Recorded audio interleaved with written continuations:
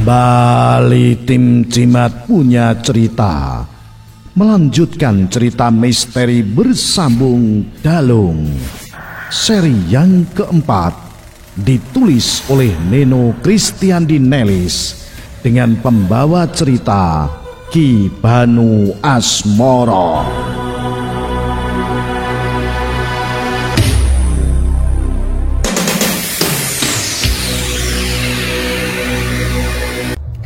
Assalamualaikum, saya Ratnantika. Untuk Jimaters jangan lupa subscribe, like, dan komen di channel YouTube Jimat Radio Istana FM. Dan pokoknya share di sosmed kalian semuanya ya. Salam Jimaters, salam satu misteri.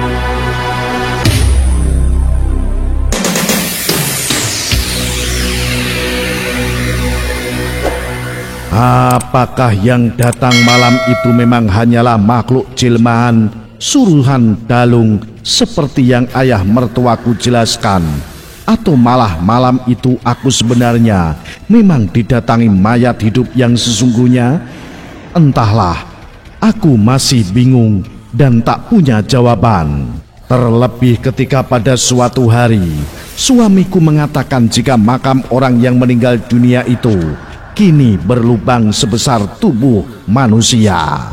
Dan selain itu pula, di sekitar makamnya terdapat bekas kaki yang tampak keluar masuk dari lubang tadi.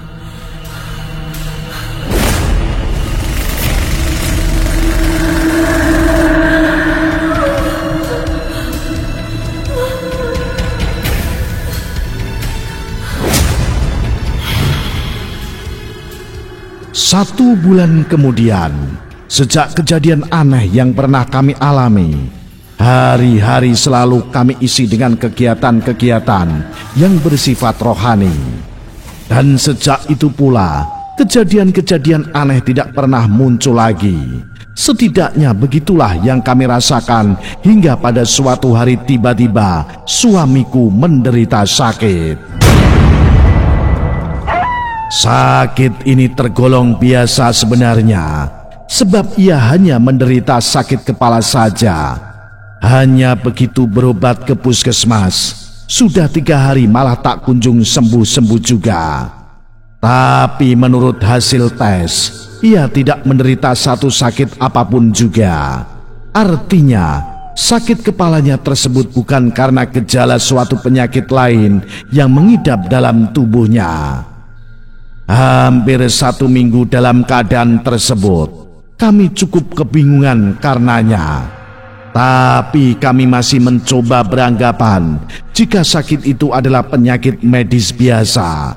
Dan metode penyembuhannya pun masih melalui jalur rumah sakit saja. Terlebih ketika ayah mertuaku pun ikut menyatakan jika penyakit suamiku memang benar-benar penyakit medis. Namun saat memasuki hari pertama minggu kedua, aku akhirnya mulai punya spekulasi sendiri. Spekulasi ini muncul karena aku akhirnya mulai melihat adanya kejanggalan dengan penyakit suamiku ini.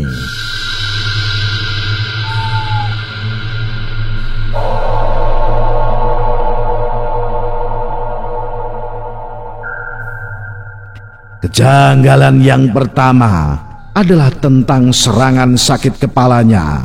Jadi, setiap aku perhatikan, ia selalu terserang sakit kepala akut bila hari sudah menjelang senja.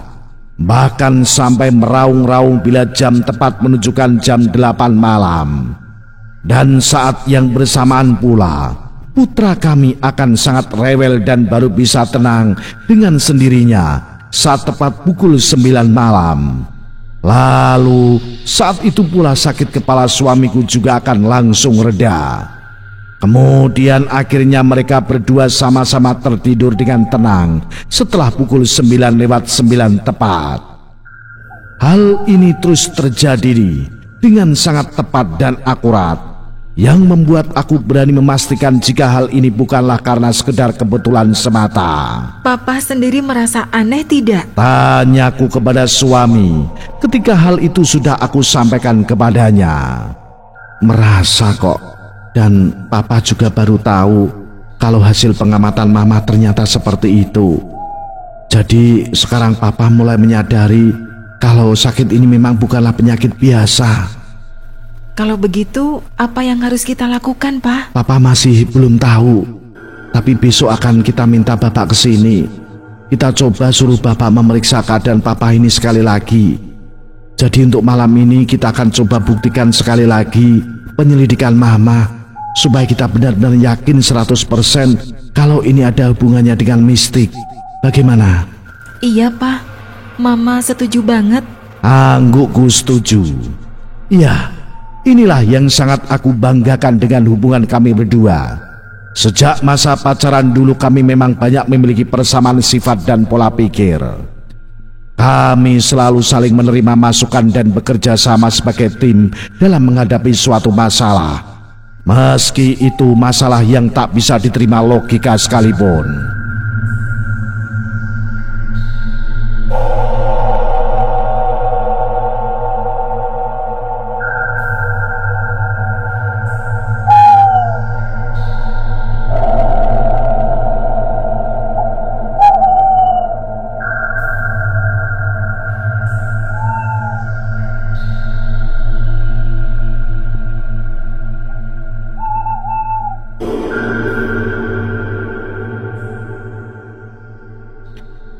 Hari sudah berganti senja dan cuaca tidak bersahabat sejak pukul 15 tadi. Bahkan saat menjelang pukul 17:21, akhirnya hujan pun turun dengan cukup lebat serta disertai angin yang kencang pula.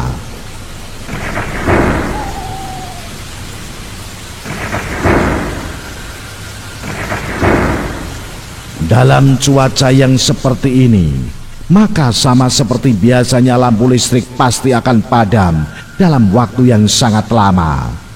Hanya untungnya semua pekerjaan rumah dan berbagai kebutuhan putra dan suamiku sudah siap sejak tadi. Sebab seluruhnya sudah kami antisipasi dengan persiapan yang lebih dini. Jadi, saat menjelang pukul 20 atau pukul 8 malam, kami sudah siap melakukan pengamatan terakhir atau semua kejanggalan yang ada. Hal pertama yang perhatikan adalah tingkah putra kami. Dan benar saja, saat detik-detik menuju pukul 8 malam, ia mulai terlihat gelisah dan melirik ke sana ke sini.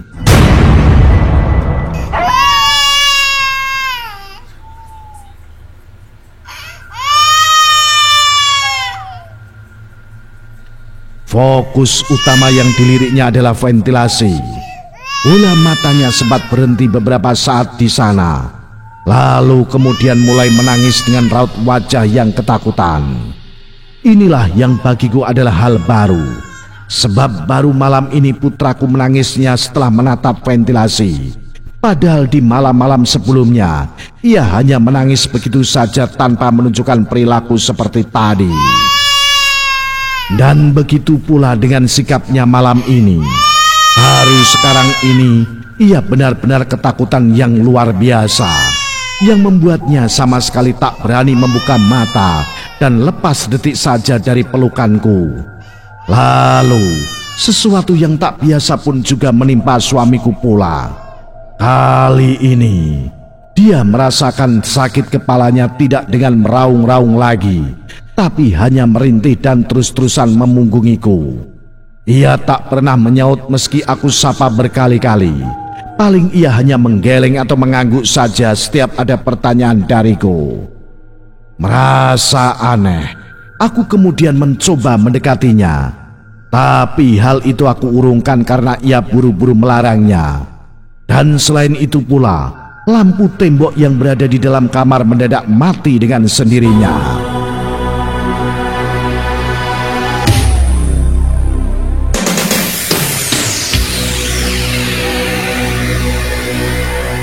Maka, karena mengingat sumber penerangan yang tersisa kini hanya tinggal lilin saja, dan itu pun berada di ruang tengah, maka aku segera beranjak untuk menyalakan kembali lampu tembok tadi. Memang salah sebenarnya kalau mempunyai lampu tembok cuma satu buah saja. Tapi mengingat di desa ini sudah tak ada lagi yang menjual lampu tersebut, maka yang dapat kami lakukan biasanya hanya membeli lilin sebagai dukungan. Dan lilin ini pun cukup langka karena selalu keburu habis diborong warga yang lain. Papa sakit banget ya kepalanya? Tanyaku kemudian setelah lampu sudah aku nyalakan. Tapi lagi-lagi suamiku hanya mengangguk tanpa bersuara sedikit pun. Bahkan ia langsung menutupi seluruh tubuh hingga kepalanya dengan sarung. Tak biasanya ia berbuat seperti ini, karena malam-malam sebelumnya ia selalu ingin berbaring dan tak mau jauh-jauh dari pelukanku ketika sakit kepalanya datang menyerang. Tapi kali ini ia justru seakan ingin menghindar dari aku dan putra kami. Bingung dan heran mulai merasuki hati dan pikiranku. Tapi aku tak bisa menggali lebih jauh karena konsentrasiku sedang terpecah antara menenangkan anak dan menyelidiki perubahan sikap suami.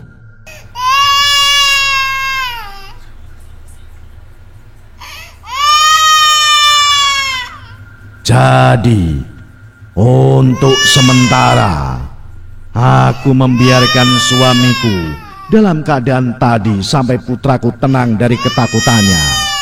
Adapun cara yang aku lakukan untuk meredakan dan menenangkan putraku ialah dengan mencoba membacakan doa-doa yang cukup keras. Hal ini memang selalu aku lakukan pada malam-malam sebelumnya. Dan meski ia tidak pernah benar-benar tenang, namun setidaknya perhatiannya menjadi teralih untuk mendengar setiap kalimat doa yang aku ucapkan. Belasan menit berlalu, keadaan masih belum bisa dikatakan tenang, sebab anak masih menangis meski tidak setakut tadi, dan suami masih bersikap aneh serta tak mau berpaling sedikit pun. Dan sementara itu pula, hal-hal ganjil kembali bermunculan datang dengan bertubi-tubi. Yang pertama muncul adalah dimulai dengan suara-suara aneh, yaitu suara tawa anak kecil dan suara tangis yang berkeliaran di sekeliling rumah. Kedua, suara yang berbeda ini munculnya silih berganti dan berjeda sekitar 20 detik. Lalu yang paling membuat aku tegang adalah munculnya suara-suara mencurigakan di atas atap rumah.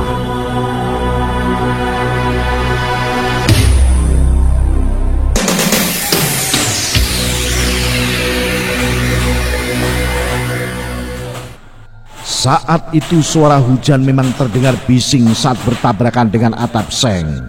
Tapi suara mencurigakan itu juga terdengar sangat jelas, sehingga aku dapat menduga jika itu adalah suara langkah kaki. Aku jelas merasa sangat aneh bila ada yang naik ke atas atap dalam keadaan seperti ini. Karena jika benar itu adalah suara langkah kaki, maka yang di atas sana tentu bukanlah hal yang wajar. Kalau bukan hewan buas atau manusia yang berniat jahat, maka sudah jelas ia adalah makhluk dari alam lain. Papa, dengarkan suara itu? Sentakku sambil berusaha membalikkan tubuhnya. Tapi bukannya menanggapi, ia malah justru berusaha menjauhiku. Dan terlihat jelas jika ia seolah ingin aku agar jangan mendekati dirinya. Papa, kenapa sih? Kok Papa jadi aneh begini? Sentakku lagi dan langsung menarik selimut yang sengaja menutupi wajahnya.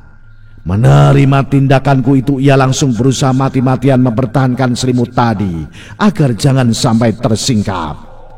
Tarik-menarik pun terjadi dan akhirnya aku yang menang, karena aku dalam keadaan sehat meski satu tanganku sedang memegang anak.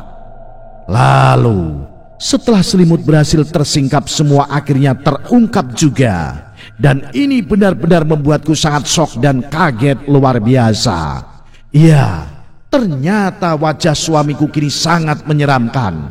Kedua matanya membelalak besar bercahaya, lidahnya panjang menjulur, dan yang paling menakutkan adalah karena kini ia juga mempunyai sepasang taring sebesar jari kelingking orang dewasa.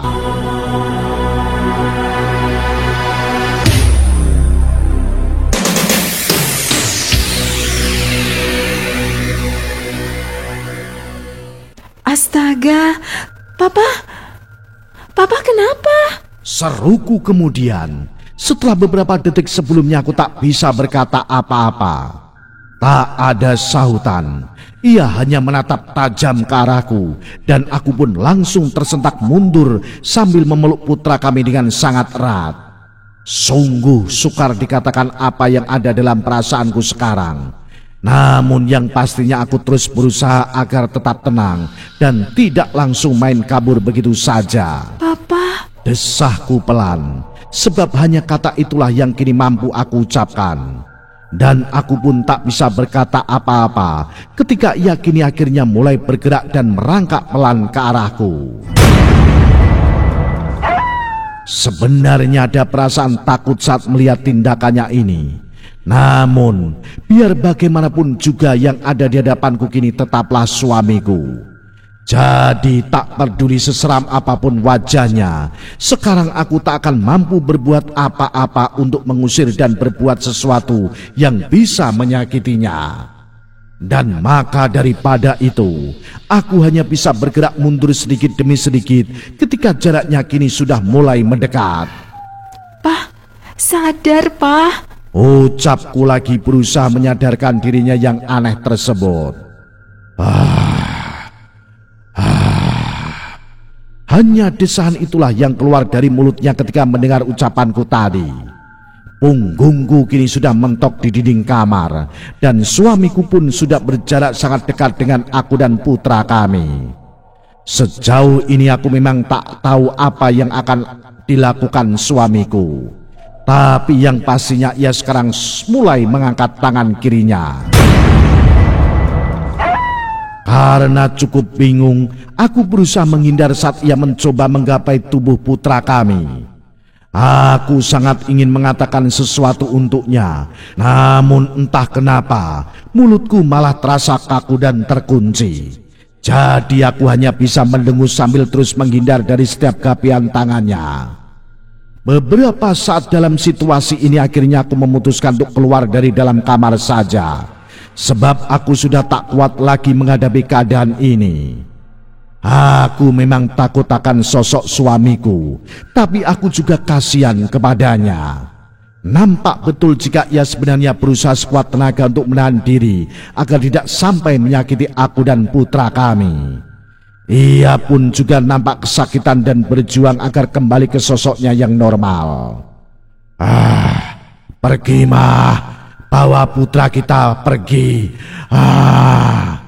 Geram suamiku sembari menggelepar ke sana ke sini.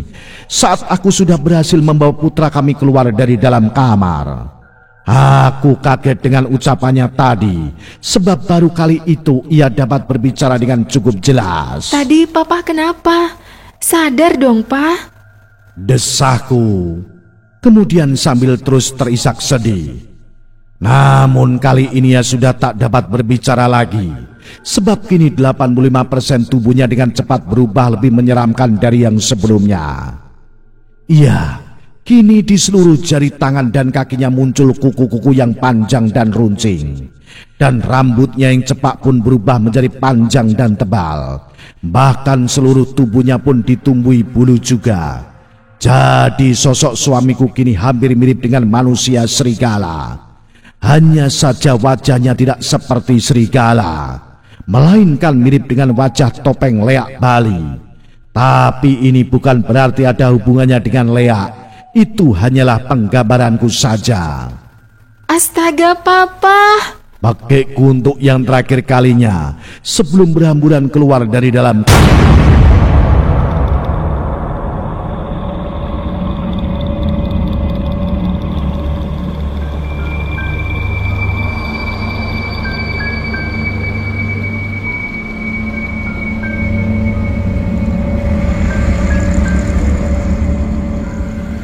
Bukan maksudku sebenarnya untuk berbuat begitu, karena aku tetap sangat mencintai suamiku walau jadi apapun dia.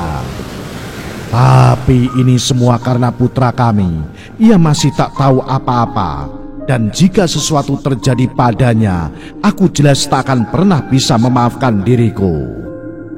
Dan sesampainya di ruang tengah, aku sempat bingung harus lari kemana. Sebab di luar masih hujan, dan aku pun yakin kalau di luar sana pun pasti banyak makhluk halusnya. Jadi agar punya waktu untuk memikirkan langkah selanjutnya, aku memutuskan menuju ke kamar tamu saja.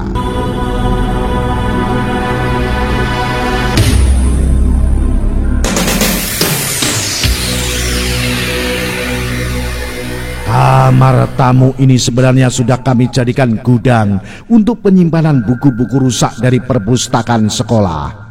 Tapi karena di rumah ini hanya tempat itu yang bisa dijadikan tempat bersembunyi, maka akhirnya aku mengunci diri bersama putraku di sana. Beberapa puluh detik berlalu, aku masih belum mendengar suamiku keluar dari kamar utama. Aku tak tahu apa yang dilakukan di sana. Namun yang pastinya kini di luar rumah banyak suara-suara orang berkerumun.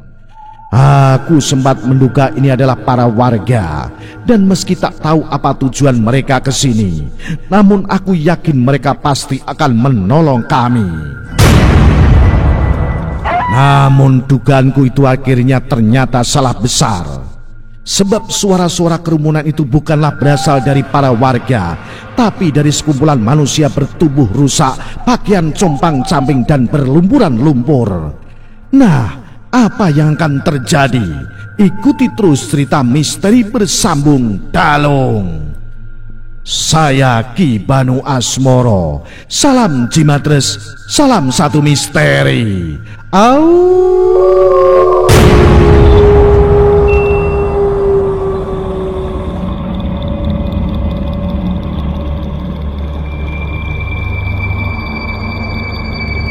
Assalamualaikum, saya Ratnantika. Untuk Jimaters jangan lupa subscribe, like, dan komen di channel YouTube Jimat Radio Istana FM. Dan pokoknya share di sosmed kalian semuanya ya. Salam Jimaters, salam satu misteri.